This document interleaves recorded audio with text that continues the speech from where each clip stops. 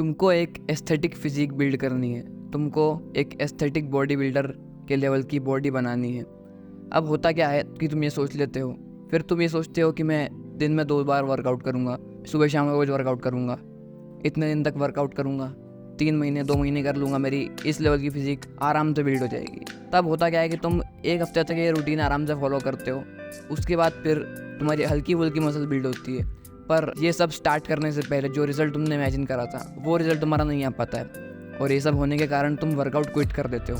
अब किसी भी एस्थेटिक बॉडी बिल्डर के लेवल की फिजिक बिल्ड करने की सोच जब भी हमारे अंदर आती है, तब हमें 2 चीज़ें ध्यान में रखना चाहिए। पहली चीज़ ये है कि उस व्यक्ति की ऐसी बॉडी कैसे बनी, और दूसरी चीज़ ये है कि उस व्यक्ति की वैसी बॉडी आखिर है क्यों, कैसे बनी। सबसे मेन फैक्टर जो बहुत ज़्यादा इम्पोर्टेंट रोल प्ले करता है वो है एक्सट्रीम वेट ट्रेनिंग, वर्कआउट। ये तो है ही सही, पर इसके अलावा जो सबसे मेन फैक्टर है जो इसको कॉम्प्लीमेंट करके एक अच्छा रिज़ल्ट ले आता है वो है प्रॉपर डाइट, और इसमें अगर स्पेसिफिक हों तो प्रोटीन। अब मुझे पता है कि सारे न्यूट्रिएंट्स, फैट्स, कार्ब्स, हर चीज़ अपनी बॉडी के लिए बहुत ज़रूरी है, पर यहाँ हम बॉडी बिल्डिंग की बात कर रहे हैं तो मैं प्रोटीन में स्पेसिफिक हूँगा। जितना प्रोटीन तुम्हारे पूरे दिन में नहीं तुम खाते हो, उतना प्रोटीन जिस व्यक्ति की जैसी तुमको बॉडी बनानी है वो एक मील में खा जाता है। और अगर तुम भी प्रोटीन खा रहे हो और मसल बिल्ड कर रहे हो तो वेल एंड गुड, तुम्हारी बॉडी एक दिन तो किसी न किसी के जैसे बनी जाएगी। अब मेरी बस में एक लड़का आता था जो कि 75 हार्ड डे के ट्रेंड से इन्फ्लुएंस होकर उसको ट्राई करने बैठ गया था।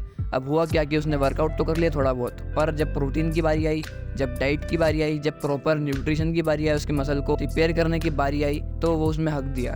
तो क्या हुआ, 2 दिन करा उसने और क्विट कर दिया। अब आती है दूसरी चीज़ कि उस बंदे की वैसी बॉडी आखिर है क्यों। इसकी अगर अपन बात करें तो हर किसी के लिए अलग अलग मायने हो सकते हैं। तुम्हारे लिए अगर तुम कोई स्पोर्ट्स नहीं खेल रहे हो, तुम किसी कंपटीशन के लिए प्रिपेयर नहीं कर रहे हो, तो तुम्हारे लिए मायने होंगे कि मुझे सेल्फ रिस्पेक्ट चाहिए, मुझे अपने दोस्तों से रिस्पेक्ट, कुछ भी रीज़न हो सकते हैं, मुझे फिट रहना है, मुझे हेल्दी रहना है, कोई भी तुम्हारे रीजन हो सकते हैं। पर जिस बंदे के जैसे तुम्हें बॉडी बनानी है, जिस बंदे के लेवल की तुमको फिजिक अचीव करनी है, उसके ये रीजंस सेकेंडरी हैं। उसके रीजंस हैं पर सेकेंडरी। उसके प्राइमरी रीजंस जो हैं कि शायद वो किसी कंपटीशन की तैयारी कर रहा है, शायद वो किसी स्पोर्ट्स की तैयारी कर रहा है, या फिर वो एक एथलीट है। तो क्या हम उसके जैसी बॉडी नहीं बना सकते अगर हमारे ये कारण नहीं है तो? नहीं, बिल्कुल बना सकते हैं। पर तुमको एक चीज़ ध्यान में रखना पड़ेगी कि अगर तुम वैसी बॉडी बनाने के चक्कर में कुछ अनरियलिस्टिक एक्सपेक्ट कर लेते हो अपने आप से कि मैं 3 महीने वर्कआउट करूंगा, 4 महीने कर लूंगा, मैक्सिमम 6 महीने ही कर लूंगा,